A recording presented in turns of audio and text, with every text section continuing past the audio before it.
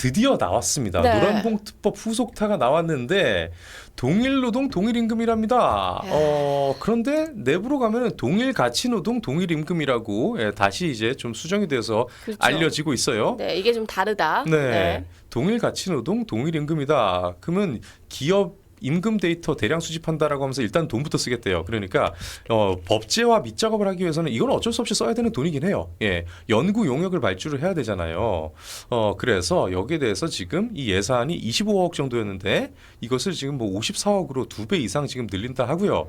그리고 그 표본 그 샘플 수도 여기에서 2배로 늘린답니다. 지금 네. 3만 3천 개의 샘플을 6만 6천 개까지 확대를 하겠다고 해요. 그렇게 해서 일단 조사를 면밀하게 거치고 나서 이 결과에 따라서 동일가치노동 동일임금이 이게 지금 얼마나 필요한지에 대해서 그리고 정책적 방향성을 잡는 데 있어서 세부 디테일을 잡는다고 하는데 쎄하죠. 네. 왜냐면 우리 문재인 정부 때 4대강 이 연구 용역을 통해서 얼마나 말도 안 되는 반대의 결과를 도출시키는지를 봤거든요. 예를 들어 조사 표본도 3만 3천 개를 조사를 했을 때 기존의 이 조사 방식에서 여기에 이 정책 방향과 부합하지 않는 결과가 나왔다. 그럼 반대의 샘플로 해서 물타기를 할 수도 있는 거고요. 예. 네. 그런 거기 때문에 연구 용역은 우리나라의 연구 용역이 그동안 이 윤 대통령의 R&D 예산 삭감이다라고 비판을 받으면서도 연구 용역 예산을 그렇게 줄이려 했던 이유는 좌파 진영에 같이 붙어가지고 이 뭐랄까요 정치적 연구 용역을 결과를 내놓는 이 R&D가 너무나 네. 많았기 때문이에요. 그러니까 저게 결과적으로 저 연구 용역을 통해서 원하는 결과를 얻기 위한 거다. 뭐 네. 이런 말씀이신 거잖아요. 우리 문재인 정부도 당해봤잖아요. 네. 4대강 연구 용역들이 얼마나 많은 병폐를 일으켰습니까? 예, 그래서 결국은 가장 큰 문제는 그럼 그거 어떻게 판단할 건데? 입니다. 예, 노동 가치는 어떻게 판단하는가입니다. 그래서 제가 이걸 좀 이렇게 AI한테 네. 여기 쟁점에 대해서 요약을 해달라고 해서 좀 갖고 온 게 있기 때문에 화면을 잠깐 저한테 좀 넘겨주시고요. 이게 쟁점 여러분도 아마 다들 이미 똑같이 생각을 하시는 부분일 것 같아요. 그래서 이것을 얼마나 지금 공감을 하시는지에 대해서 제가 아주 좀 전달해 보겠습니다. 일단은 동일 가치 판단 기준이 되게 모호하잖아요. 네. 예, 이런 상황에서 이 모호한 과정에서 예를 들어 관리자와 뛰어난 기술을 가진 실무자의 노동 가치 이걸 어떻게 객관적으로 판단할 거예요? 그렇죠. 예, 그 관리자는 실질적으로 실무에 대해서 그렇게 많이 하진 않아요. 네. 예, 그런데 뛰어난 실무자는 있어요. 그럼 이걸 어떻게 평가를 할 거며 또 시장 원리에 이제 맞지 않는다. 생산성 저해 가능성이 상당히 높습니다. 그렇죠. 그러니까 이게 지금 구분하기 굉장히 어려운 게 똑같은 일을 하더라도 어떤 네. 사람은 숙련된 노동력이나 뭐 이런 기본적인 경험치를 그러니까요. 가지고 있는 사람이 있고 네. 그렇지 않은 사람이 있는 거잖아요. 당장 우리 방송만 해도 우리 똑같은 가치의 노동을 하잖아요. 네. 그 선배가 주변에 이제 또 인맥도 많고 하다 보니까 주변에 이제 취재도 하고 네. 막 그렇게 해서 오시잖아요. 근데 저 아무것도 안 하고 이렇게 왔어요. 근데 우리가 똑같은 노동이니까 그럼 똑같은 돈을 받아야 된다. 예, 이거는 또 더 많은 이렇게 성과를 위해서 노력을 하는 사람들이 평가 요목에 들어가지 않는다는 점. 그리고 이게 진짜 누가 평가를 할 거냐 이게 문제가 생길 수밖에 없는 거예요. 그러니까요. 네. 예, 그리고 임금 체계도 엄청나게 경직이 될 거고요. 그렇죠. 아유 정말 문 PD님 착하세요. 또 그런 또 예를 또 그렇게 들어주시네요. 네.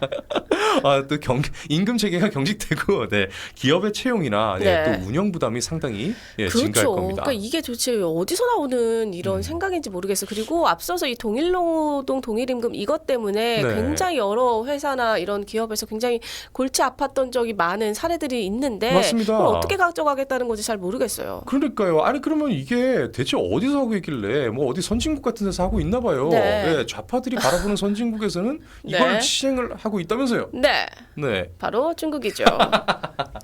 중국은 무려 2013년부터 여러분. 네. 예. 와, 2013년부터. 예? 아주 그냥 갑자기 한번 돌았네. 예. 이거 지금 2025년이니까 12년 전부터 그렇죠. 동일노동 동일임금을 했다고 합니다.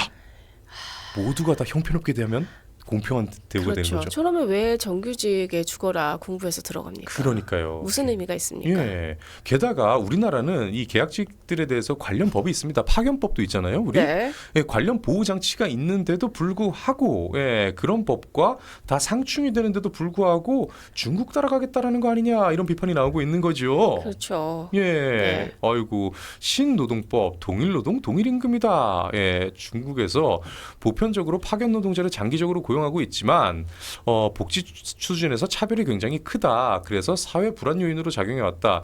중국 같은 경우는 파견법 같은 경우로 진짜로 보호를 받지 못하고 있는 상황이긴 했어요. 그래서 우리는 가뜩이나 원래부터 좌파 진영에서 네. 노동계에서 계속 이걸 주장했지만 우파 진영에서 이것을 맞서서 안 된다라고 막으니까 그럼 일부 보완을 하자 해서 나온 게 이제 뭐 파견법, 물론 98년도부터 파견법은 이미 만들어져 있었지만 개정을 통해서 그쪽을 계속 채우는 방향으로 가고 있었거든요.